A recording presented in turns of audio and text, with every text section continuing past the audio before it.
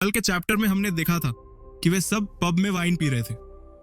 अब आगे आज सीन शिफ्ट होता है और हमें कमांडर दिखाए जाते हैं जो झांगे से कॉल पर बात कर रहे होते हैं। झांगे घर अपने मित्रों से मिलने जाने के लिए बोलते हैं, जिसे सुनकर कमांडर कहते हैं, अगर तुम्हें घर जाना है तो तुम्हें जल्दी करना होगा, क्योंकि संसारा टीम के आने के बाद हमें जल्द से जल्द अपने विरोधियों को सबक सिखाना होगा और इसके लिए हमें तुम्हारी आवश्यकता पड़ेगी।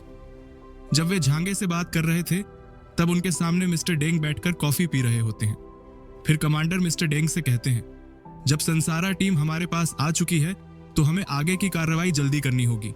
श्री डेंग, आप मुझसे कुछ कहना चाहते हैं? तब डेंग उनसे पूछते हैं, क्या कप्तान का फैसला हो गया? आपने अपने कप्तान के रूप में किसे चुना है? और तभी कमांडर बताते हैं, झांगे कप्तान के लिए सबसे अच्छा उम्मीदवार है क्योंकि हमने उसकी शक्ति देखी है, पर एक समस्या है, झांगे कप्तान की जिम्मेदारी लेने को तैयार नहीं है। इस ऑपरेशन के लिए वह बहुत महत्वपूर्ण है क्योंकि उसकी एबिलिटी के कारण मायुमी की भविष्यवाणी सफल नहीं हो सकती है। इससे हमें लड़ाई में लाभ मिलेगा। अगर वह कप्तान की जिम्मेदारी लेने से इनकार करता है तो हमें किसी और को कप्तान बनाना पड़ेगा। तभी मिस्टर डेंग कहते हैं, कप्तान बैली की ताकत पर्याप्त नहीं है और संसारा टीम के कप्तान गांव को हम कप्तान नहीं बना सकते, तो मुझे लगता है कि सबसे अच्छा उम्मीदवार झांगे ही रहेगा। क्या झांगे ने कप्तान पद लेने से इसलिए इनकार किया क्योंकि आपने उसके लिए जो कीमत बताई वह उसके लिए पर्याप्त नहीं थी? वह इससे प्रभावित नहीं हुआ होगा, आपको कुछ और ऑफर करना पड़ेगा। कमांडर बताते हैं, मैंने उसे सभी ऑफर दे दिए थे और यह भी कहा था कि अगर वह कप्तान बनता है तो उसे ए रैंक की सारी सुविधाएं मिलेंगी। वह जब चाहे हथियारों के गोदाम से कोई भी हथियार ले सकता है। यह सबसे बेहतरीन ऑफर है। अगर हमारी समस्या बड़ी नहीं होती तो यह सुविधा भी नहीं दी जाती। तभी मिस्टर डेंग कहते हैं, आप एक सैनिक हैं, आपको व्यापार की जानकारी नहीं है। व्यापार में हमें एक दूसरे की जरूरतों को पूरा करना होता है। अगर आप चाहते हैं कि झांगे कप्तान बनने के लिए तैयार हो तो आपको उसकी सारी जरूरतें पूरी करनी होंगी। अगर आप यह मामला नहीं संभाल सकते तो क्या मैं कोशिश करके देखूं? कमांडर सोचते हैं, मिस्टर डेंग इतने उदार कब से बन गए?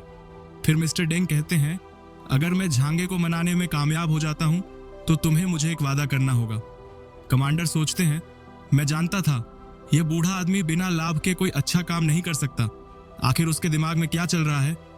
फिर वे बोलते हैं, अगली बार जब हम युद्ध में उतरेंगे तो मैं झांगे को टीम कमांड करने के लिए दूंगा और मुझे उसकी प्रतिष्ठा भी बढ़ानी होगी।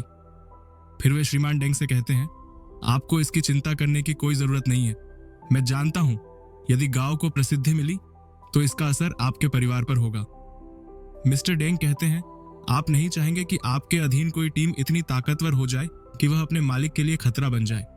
फिर वे खड़े होते हैं और कहते हैं, उस स्थिति में मैं झांगे के पास जाऊंगा और उसे मना लूंगा। इतना कहकर वे कमांडर के रूम से निकल जाते हैं।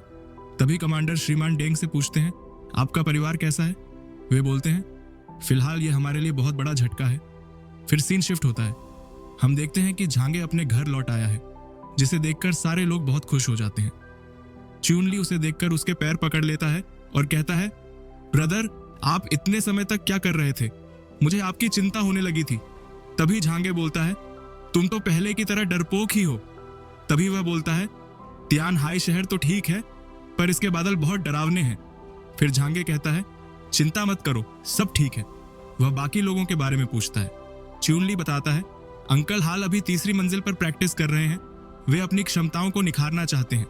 बाकी लोग लैब में हैं और वे क्या कर रहे हैं ये हमें नहीं पता। हम देखते हैं कि झांगे उनसे मिलने के लिए जाने लगता है। जब वह जो के रूम का दरवाजा खोलता है तो उसके कपड़ों को देखकर शर्मा जाता है और वहां से बाकी लोगों को देखने चला जाता है। जब वह लैब का दरवाजा खोलता है तो सिस्टर यांग शिनशिन को देखकर चौंक जाता है क्योंकि वह स्ट्रक्चर पर लेटी होती है और उसके हाथ पैर बंधे हुए होते हैं। तो आज की कहानी यहीं तक थी।